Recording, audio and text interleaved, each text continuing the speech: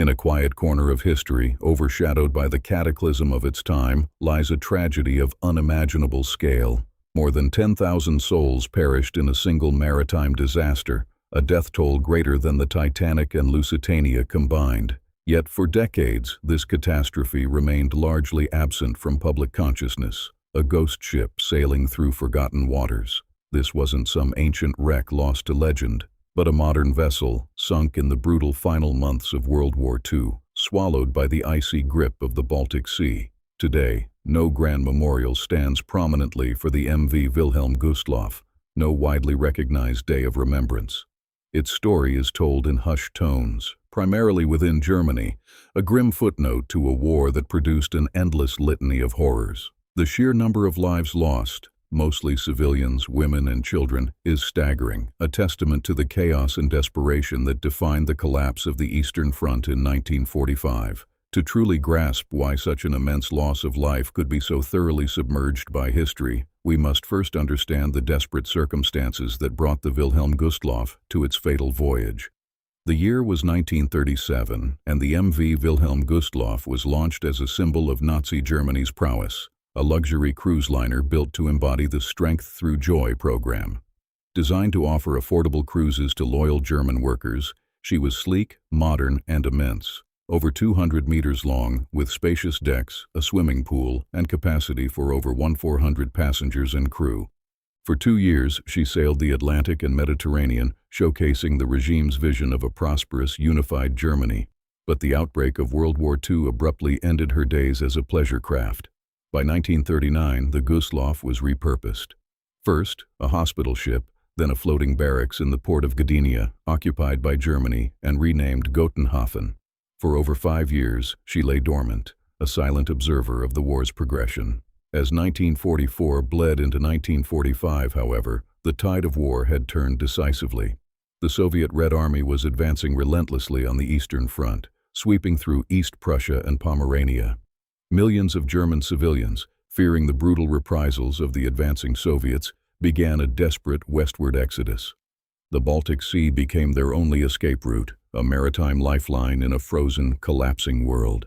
This was Operation Hannibal, one of the largest naval evacuations in history. Naval vessels, cargo ships, even fishing trawlers were pressed into service, crammed with terrified refugees fleeing the inferno. The Wilhelm Gustloff, despite being laid up for years, was hastily recommissioned. On January 30, 1945, she was filled far beyond her design capacity. The official manifest listed over 6,000 people, but chaos reigned. Thousands more, uncounted and desperate, crammed onto the ship. Estimates suggest the actual number of souls on board reached over 10,000, including some 1,000 naval personnel, 370 female naval auxiliary personnel, and over 4,000 children. The ship was ill-prepared for its role as an evacuation transport. Her anti-aircraft guns were frozen solid, and many lifeboats were inaccessible or damaged.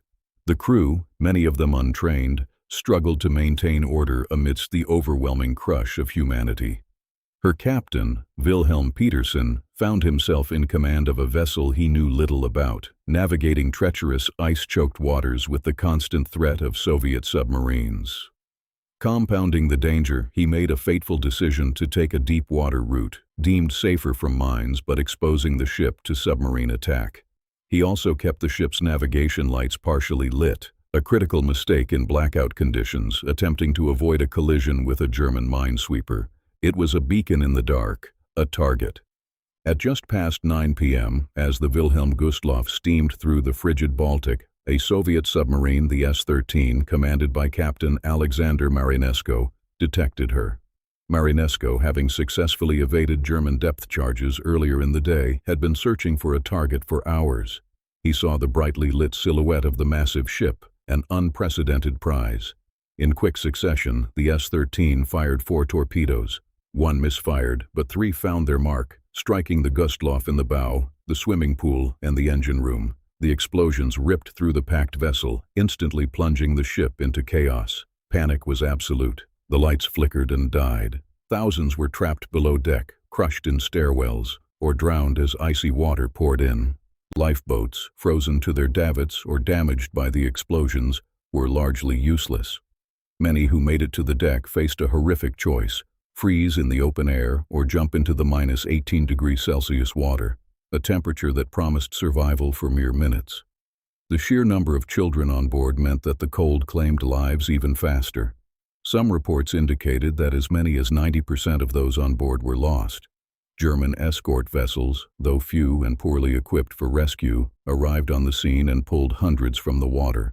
But the frigid temperatures, the scale of the sinking, and the ongoing threat of submarine attacks meant rescue efforts were tragically inadequate. Within an hour of the torpedo strikes, the Wilhelm Gustloff rolled onto her side and sank beneath the waves. The exact death toll remains debated, but most reputable estimates place it between 9,000 and 10,000, and some suggest it could have been even higher. It was, without question, the single greatest loss of life from a ship sinking in recorded history. In the aftermath, the overwhelming scale of the war itself, the collapse of Germany, and the subsequent division of Europe meant the sinking of the Wilhelm Gustloff was swiftly overshadowed. It was a tragedy too immense to fully comprehend, occurring at a time when millions were dying across the continent. For decades, the story was largely suppressed in post-war West Germany, seen as a casualty of a war Germany had started. In East Germany, it was dismissed as an enemy target destroyed, not a humanitarian disaster. The victims were refugees, caught between a collapsing regime and a brutal invader, their deaths a stark reminder of war's indiscriminate cruelty. Even today, the MV Wilhelm Gustloff rests on the seabed of the Baltic, a designated war grave. Only scattered pieces of its story have emerged into wider public consciousness. The absence of a prominent global memorial or widespread recognition speaks volumes about how complex historical narratives, particularly those entwined with the moral ambiguities of World War II, can bury even the most colossal human losses. Her fate serves as a chilling testament not just to the power of a torpedo, but to how the sheer momentum of a world at war can erase the memory of its own most devastating moments, leaving thousands of victims in a cold, silent anonymity, their monument the very waves that claimed them.